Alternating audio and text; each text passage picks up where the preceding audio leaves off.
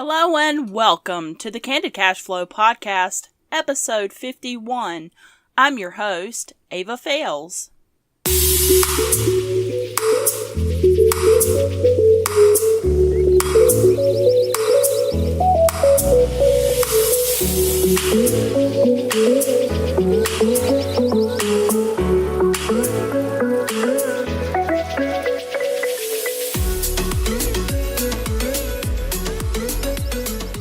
Hey, Cash Flow Nation. I hope this Wednesday finds you well, happy, and ready for Christmas. We've been snowed in here in North Carolina for the last 3 days, so it's a little crazy out there.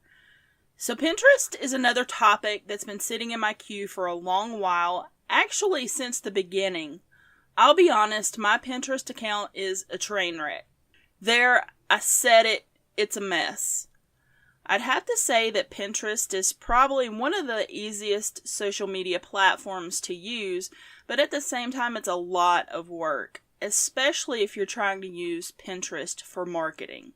How about a disclaimer here?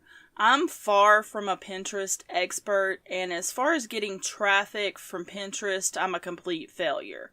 That being said, I've devoured a lot of information about Pinterest to help you get set up right, and that's what I'm going to share in this episode. The main thing you need to know about Pinterest is that it can drive traffic to your business online. I've seen people sell a $7 PDF for Etsy shop owners, and the big secret inside was Pinterest.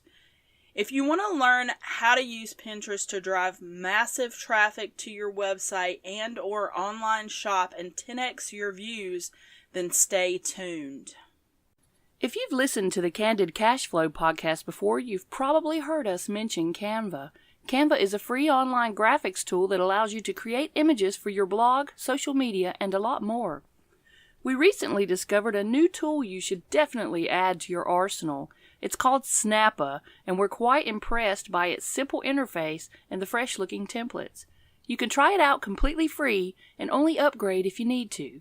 Check out the show notes to see it in action. Try it for yourself at heyoava.com/snappa. So what is Pinterest? If you've never heard of it, Pinterest is essentially a social bookmarking site. Users are able to pin links to anything on a virtual pinboard interface. The beauty of Pinterest is that you don't have to deal with comments and many of the other things involved with social media. You pin your ideas and you move on with life.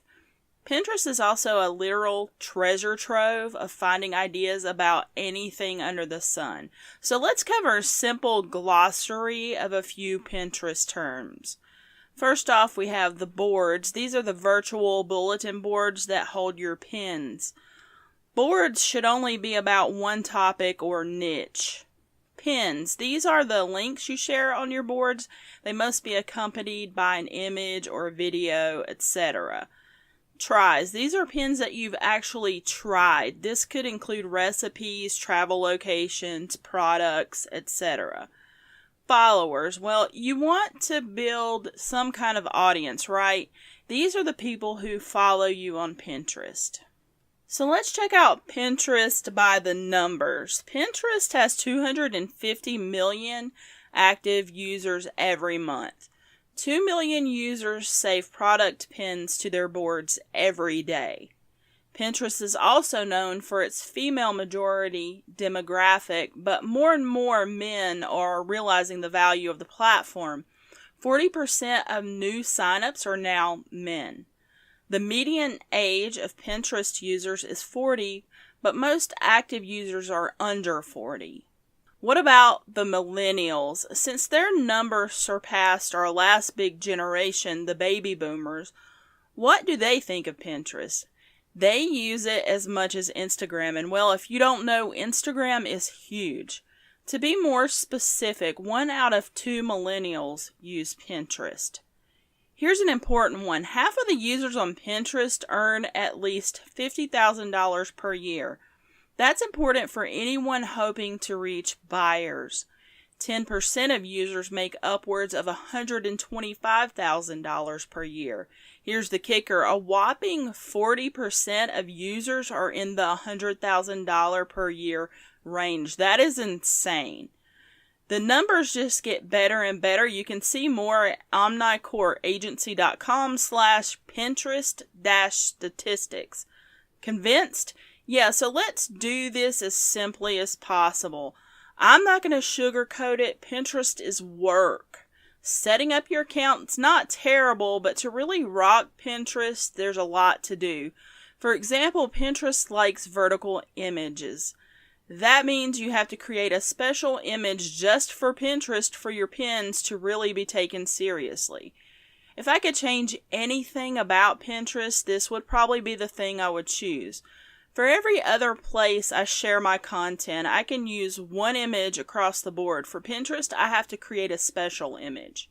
I admit this has hindered me going all in on Pinterest and any progress I might have made on Pinterest for marketing my business. As of this broadcast, I have more than 15,200 impressions on my pins for the month, but zero engagement with any of the pins for my business. My account has pretty much been a work in progress since I converted it to Pinterest for Business, which you'll want to do if you plan to use your account for marketing. First, let's talk about how to set up your account if you don't already have one. Creating an account on Pinterest is simple. You can even log in with Facebook or Google if you want to skip the minute amount of typing it requires. You can also skip the hoopla of converting your account to Pinterest for Business by clicking Create a Business Account at the bottom of the sign up form. Either way, your account is completely free, and you know I love free. If you have an existing Pinterest account that you'd like to convert to a Pinterest for Business account, it's quite a painless process. Simply visit pinterest.com/business/convert and you should be able to take care of the process from there. Since I've already done this a long time ago, it's difficult for me to tell you the process step by step, but if you're technically challenged, look around. I'm sure there's a YouTube video that covers it. I'll have that link for you on the blog and in the show notes, so grab those at heyoava.com/episode 51. Let's talk about optimizing your Pinterest profile. So, logged into your account, head over to pinterest.com/settings/#profile. There's a lot of settings on this page, but we're just going to focus on the main ones that appear to other Pinterest users. Like your business name, this field should consist of your name and either your business name or a keyword or two. In my case, I just used the URL of my website. Picture. Use a picture of yourself, preferably smiling. This is a point of first impressions for Pinterest users encountering your business for the first time. Make it count. If you are a man, an image of you with your female significant other is most effective here. I know it sounds sexist, but it's just what is proven to work on this female-dominated platform. If you're of the LGBT persuasion, do you. About you. In less than 160 characters, you should outline what you do and who you help. Keywords are good thrown in here too. Location. This field is self-explanatory. As for everything else, fill it out as you see fit. Hint, you definitely want to claim your website at the very least if you have one. Let's get started pinning. To start, you need at minimum 10 boards with 10 pins on each one. I told you Pinterest was work. This is assuming that you have something to market and some content to get started. If not, you can always explore Pinterest and begin pinning things that interest you. That's what it's truly all about anyway. Darn marketers always overtaking everything. As with every other platform on the internet that you're considering using as a part of your marketing strategy, you want to use keywords. Now is a great time to subscribe to the Candid Cash Flow podcast because I'm going to dedicate an entire episode to keywords very soon. You can find us in your favorite listening app at heyoava.com/candidcashflow. So I have a little Pinterest keyword hack for you. To find keywords that are already being heavily searched for on Pinterest, type your main keyword into Pinterest search and check out the auto-suggested terms. Using Pinterest as my main keyword, I got results like Pinterest fails, Pinterest marketing, and Pinterest party. Let's try something else. I'm also into vintage radios. I have a Pinterest board with nearly 1,000 pins dedicated to that niche. This would be one of my residual personal boards that I refuse to part with. More on that in a second. A search for vintage radio suggested vintage radio cabinet repurposed, vintage radio cabinet, and vintage radio repurposed. These would make great board titles for a Pinterest account dedicated to vintage radios. It gets even better when I add an S on the end of that keyword. I get terms like vintage radios for sale. Boom. So just play around with it and see what you can come up with. Creating and optimizing your Pinterest boards. So yeah, use your main keywords for your niche, products, or whatever it is you're trying to market and title your boards accordingly. Click the big red plus from your boards tab inside your Pinterest account. Type the name of your new board. This should be one of the titles you found during your keyword research we just spoke about. Click Create. In case you thought you might escape having to optimize here, you won't. Click the pencil icon at the top. Optimize your new board as follows. Name. This will be whatever you specified in the previous step, so you shouldn't need to edit it. If ever you want to edit this, though, here's where you do it. Description. Write a couple of sentences that include your main keyword detailing what this board is about overall. Category. Choose the most relevant category from the drop-down menu. Secret. Leave this toggled off. This is just if you want to have like private boards, you would toggle this on.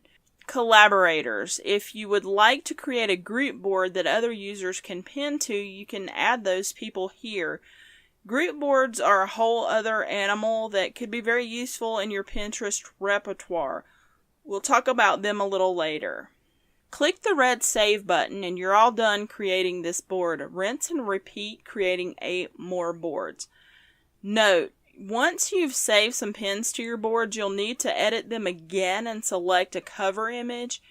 You can make this the pin you most want to emphasize, or you can make it a custom image. I'm branding my business boards with a 564 by 564 square image that links to my main landing pages. You can see that in action on my profile at pinterest.com/candidcashflow. So what in the heck do you pin? For your 10th board, create a best of board. It should be best of whatever your business name is, whether that's your website or whatever. Optimize it the same as you did the other boards, just as we discussed in the previous steps. This one is for your content only and should be the first board listed on your boards page. Pinterest has a simple drag and drop interface, so if this board isn't in the first spot, simply drag and drop it there. Now it's time to start adding pins. For your own content, you're going to need a Pinterest-friendly image, the proper size of which is 600 pixels wide by 900 pixels high, according to Pinterest. Opinions and practices here vary wildly, but I just stick to Pinterest's own suggestion myself. I could sit here and tell you 17 rules about creating Pinterest images, but I think the best teacher is to go on Pinterest, type in your keyword, and see what catches your eye. Duplicate the general idea of what you like in accordance with your brand. You've heard me talk about Canva.com many times on the Candid Cashflow podcast. You can create great Pinterest images using their free platform. I also became aware of another platform called Snappa that is a lot like Canva. You can also use it totally free, but if you choose to upgrade, it's cheaper than Canva for business and a bit less cluttered. I'll include a tutorial in the show notes for both of these platforms, so be sure to grab your copy at heyoava.com/episode 51. Create at least 10 images for 10 pieces of content you want to share. So let's figure this out. Creating your first pin. Now, to create a pin, click the plus sign either in the top right corner of your Pinterest account or inside the board that you're populating. Fill out your pin completely as follows. Add a title. This should be the title of your content and include your keywords. If I were to use my previous Vintage Radios example, an effective pin title would be something like Vintage Radio Motorola brand or something like that.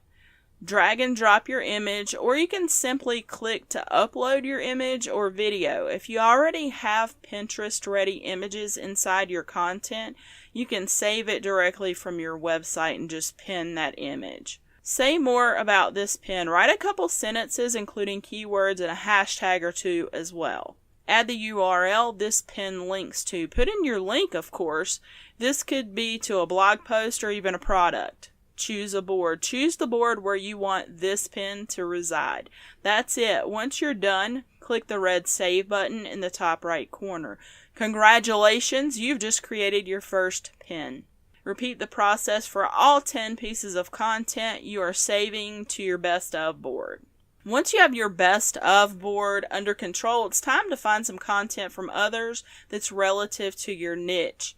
Search for the title of your board in the Pinterest search and see what comes up. Actually click through and see what the pin is all about before you decide to save it to your board. My Vintage Radio niche has very few images that have actually been created for Pinterest. It's just the nature of that beast. This isn't really a niche that I'm trying to sell products in or market. So let's try something else as an example this time. I typed "make money online" in and found that there were many more images optimized for Pinterest in that niche. Before you begin pinning wildly to populate your boards, I strongly suggest that you actually click through each pin before you select it.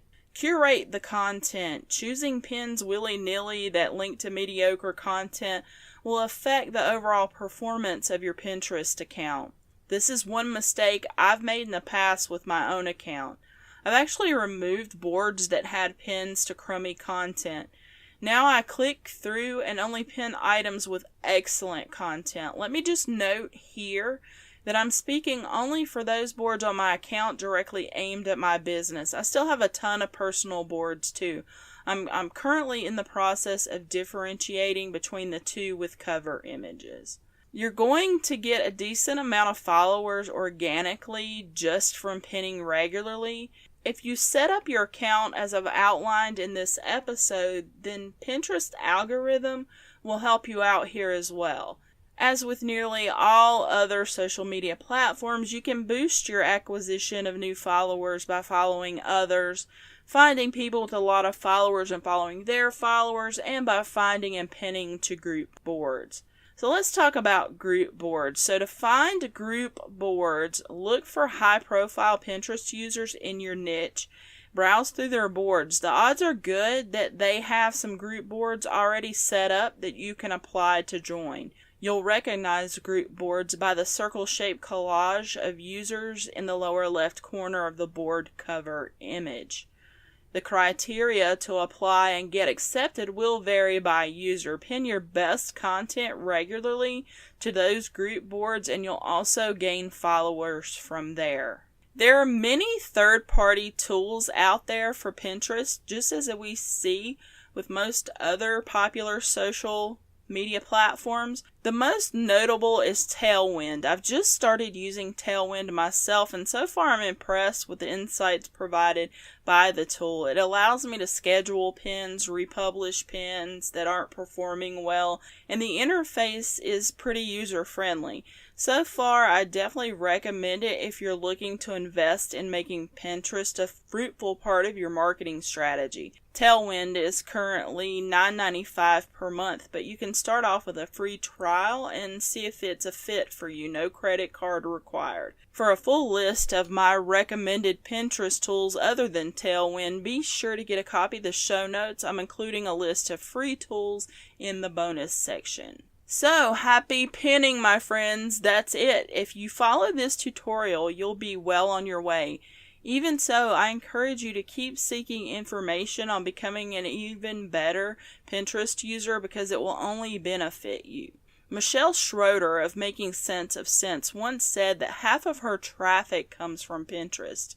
If you're not familiar with Michelle, she earns 6 figures every month with her blog, and I'd venture to say a good bit of her momentum came from her efforts on Pinterest.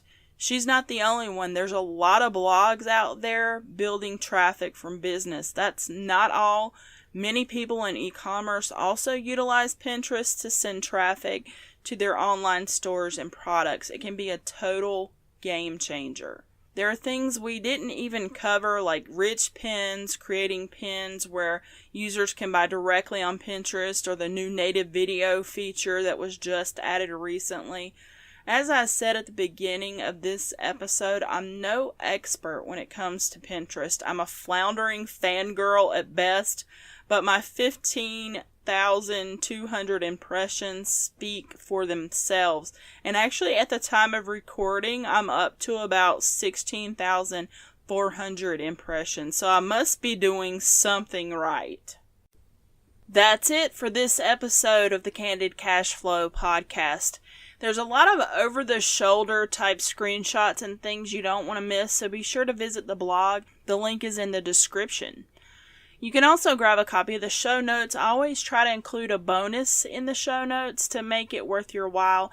Grab yours so you get all the links, goodies, and bonuses at heyoava.com/episode 51. Thanks so much for stopping by and listening. You're the reason I do what I do.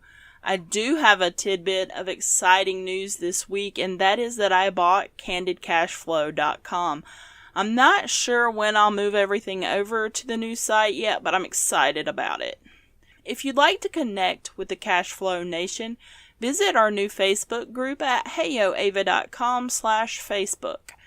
Do you have an idea for a show or guest? I'd love to hear from you at heyoava.com/soundoff.